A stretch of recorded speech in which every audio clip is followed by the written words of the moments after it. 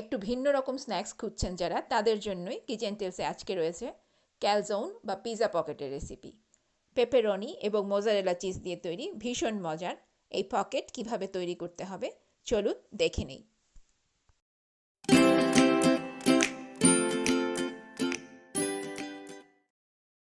তো শুরুতেই তৈরি করে নিচ্ছি পিৎজার ডোটা।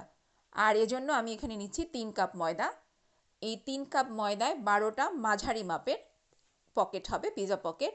মানে খুব বেশি বড়ও না, একদম খুব ছোটও না।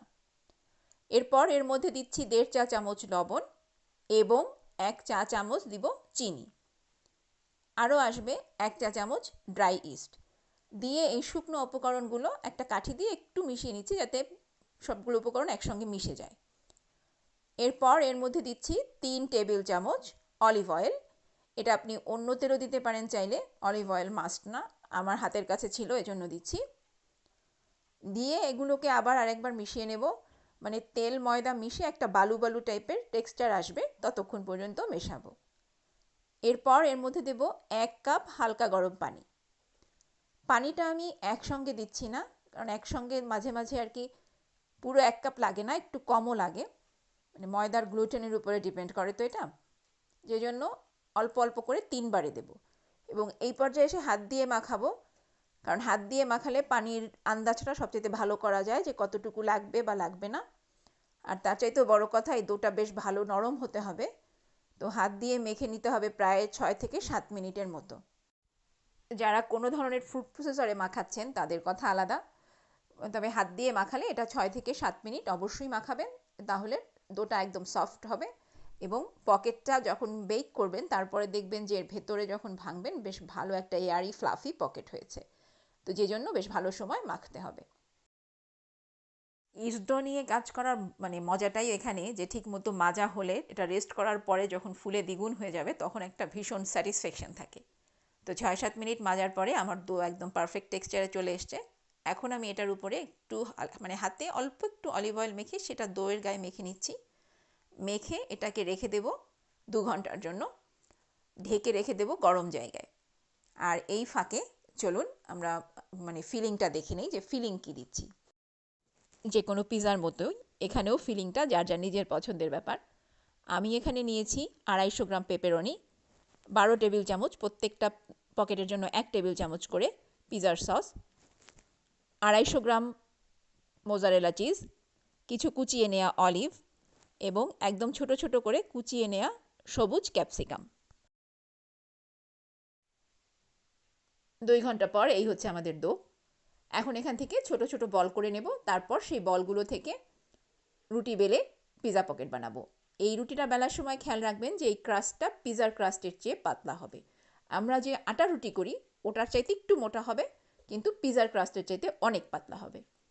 আর যেহেতু এটা অলরেডি একটা খুব ইলাস্টিক ডো, বেলে নেওয়ার সময় সাধারণত ময়দার দরকার হয় না, কিন্তু তারপরে যদি দেখেন যে আটকে যাচ্ছে, লেগে যাচ্ছে, তো একটু ময়দা লাগিয়ে নিয়ে তারপরে বেলে নিন।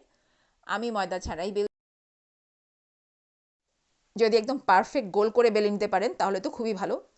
আর যদি আমার মতো এরকম একটু তেরা বেঁকা কোনাটোনা বেরিয়ে যায় তাহলেও সমস্যা নেই, কারণ এটাকে আমরা মানে ফিলিং দেওয়ার পরে ভাঁজ করে এই কী বলে পুলি পিঠার মতো শেপ করে নেব। তো তখন এই শেপটা কম বেশি করে বাড়িয়ে কমিয়ে নেওয়া যায়।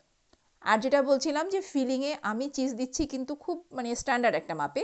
যারা পিৎজায় চিজ বেশি পছন্দ করেন, মানে লোডেড চিজ বলতে যেটা বোঝায়, তারা চিজের পরিমাণ বাড়িয়েও নিতে পারেন, কোনো অসুবিধা নেই। তো এখন ফিলিংগুলো দিচ্ছি এক এক করে। সবসময় যেরকম সসেস বা পেপারনির পিৎজা পকেট হতে হবে এমন কোনো কথা নেই। গরুর মাংসের কিমা, মুরগির মাংসের কিমা, এগুলো দিয়েও খুব ভালো পিৎজা পকেট করা যায়। এমনকি আমাদের দেশি পনিরের সঙ্গে পালং শাক মিশিয়েও খুব মজার পিৎজা পকেট হয়। আশা করছি আস্তে আস্তে এই রেসিপিগুলো আপনাদের সঙ্গে শেয়ার করতে পারবো। তা আজকে একদম বেসিকটা দেখাচ্ছি। আর এই মিশ্রণের সঙ্গে মানে সমস্ত উপকরণ দেওয়ার পরে আমি একটু চিলি ফ্লেক্স দিচ্ছি, এই ঝালটা খুব মজা লাগে এই জন্য। আর তারপর রুটির এক ধার ধরে এনে আর একটা পাশ মুড়ে দিচ্ছি, মানে ঢেকে দিচ্ছি। এইভাবে করার সময় অবশ্যই আঙুল দিয়ে চেপে চেপে মুখের জায়গাটা খুব ভালোভাবে বন্ধ করে দেবেন, কারণ না হলে খোলা থাকলে ওভেনে বেক করার সময় চিজ বেরিয়ে আসতে পারে গলে, যে তখন আর ভেতরটা আর কি অত চিজি থাকবে না। এরপর এটাকে পুলি পিঠার মতো মানে এভাবে মুড়ে নেব। এই পুলি পিঠার শেপ করাটা আসলে আমি খুব একটা কখনোই খুব ভালো পারি না, আমার হাতে হয়ই না এটা। তো মোটামুটি যা হয়েছে তাতেই খুশি। আর এভাবেই বাকিগুলোও করে নেব। করে নিয়ে এগ ব্রাশ করে এই পকেটগুলোকে বেক করব 180 ডিগ্রি সেন্টিগ্রেডে 25 মিনিট। যারা পিৎজা ভালোবাসেন এই রেসিপি তাদের ভালো লাগবে আশা করছি। ভালো লাগলে অবশ্যই চ্যানেল সাবস্ক্রাইব করবেন, কারণ এরকম রেসিপি আরও আসবে। সাবস্ক্রাইব না করলে জানবেন কিভাবে যে কি আসছে। তো 25 মিনিট বেক করে নেওয়ার পরে এই হচ্ছে আমাদের পিৎজা পকেট। ভেঙে দেখি যে ভেতরে কী অবস্থা।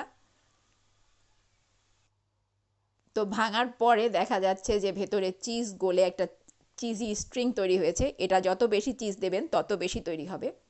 একটা খুবই মজার ফ্লাফি এয়ারি পকেট তৈরি হয়েছে। এটা মানে বোঝাই যাচ্ছে যে খেতে সফট হবে এবং মজা হবে। আপনাদের সঙ্গে খুব শিগগিরই নতুন কোনো রেসিপি নিয়ে আবার দেখা হবে। ততদিন পর্যন্ত ভালো থাকুন, সুস্থ থাকুন, যে যেখানে আছেন।